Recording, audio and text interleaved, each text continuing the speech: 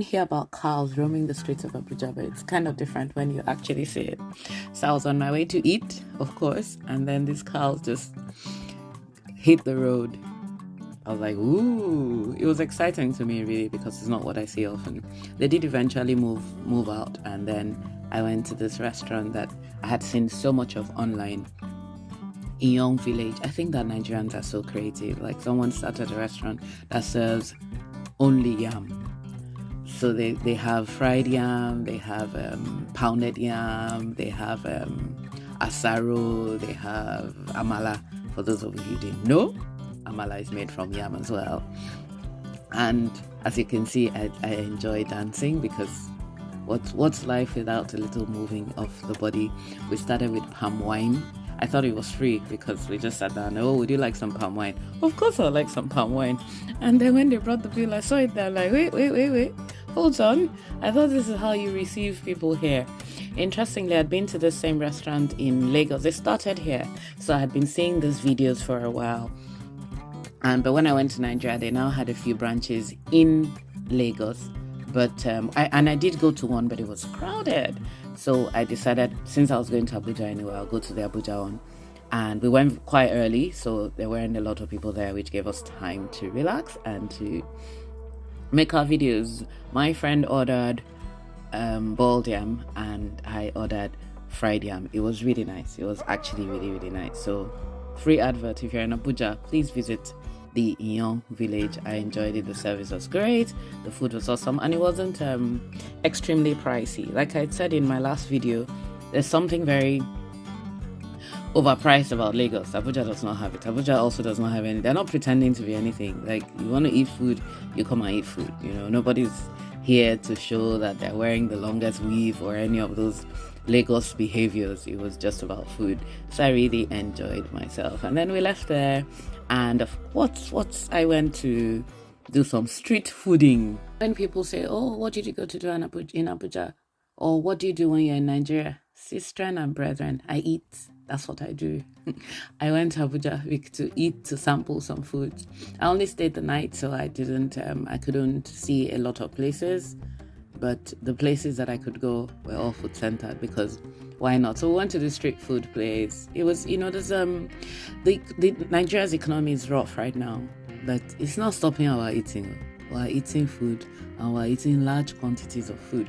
I was still shocked that I thought, okay, people will reduce how much they eat. Nope, people are still eating the same amount of food. So after that, don't ask me where I put all this food. Just watch this video. After that, we went to somewhere really nice, and we had barbecued catfish, which I really like, and it came with chips, and then we drank this lovely tea that burnt my friend's mouth. There's just really something about Abuja. The music was low. If this was the same place in Nigeria, we would not hear ourselves. Music in Lagos, rather, the music would be so loud. But this was very calm. Everybody was just chilling. It was such a nice, chilled environment, and I really liked it. And Hamatan had started, so it was very cool. It wasn't hot at all. Then after that, I went to Almat Farms. It was a bit of a journey from town, about, I think, 45 minutes from where I was staying. But I tell you, it was worth it. It's a really beautiful place. So they've got I just walked there. I thought, oh, okay, so today I'm going to do my 10,000 steps.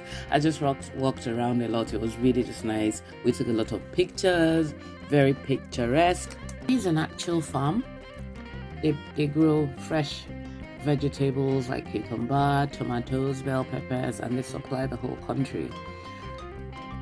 But that's just not it. They also support livestock farming. I don't suppose they sell livestock, but they provide grounds for livestock to graze. So perhaps those cows I saw earlier were coming here, and then they also sell the feed for the livestock to encourage small livestock farming.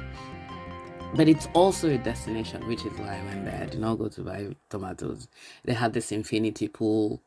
It's boldly written there, not for beginners. there's no beginner, and you cannot swim if there are no lifeguards, because it looked very scary to me. I don't like water.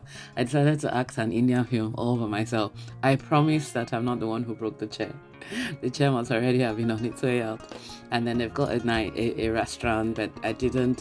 So they've got like an intercontinental restaurant, and there was an African one as well. It's all really nice. It took so much time.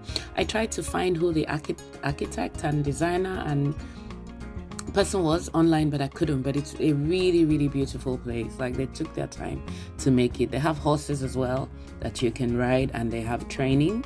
So if you wanted to go there with kids, if you wanted to learn how to ride horses, Almat Farms is the place to go. It's such a lovely family destination, and because we went towards the end of the year, which is Hamatan in Nigeria, the weather was cool. It was a bit dry, but it was cool, so we weren't too hot just walking around. So we just kept walking and taking in the view, and I could just imagine my children running around in this place. There were games as well, and they also had an African restaurant, but they didn't have a fan, which is what I was looking for. So we ended up not eating here, but it was all very decent. I used the restroom in the restaurant, and it looked really, really nice. It also had this very, very lovely huts that look like huts. Well, I don't know. I think that the idea is for them to look like huts, but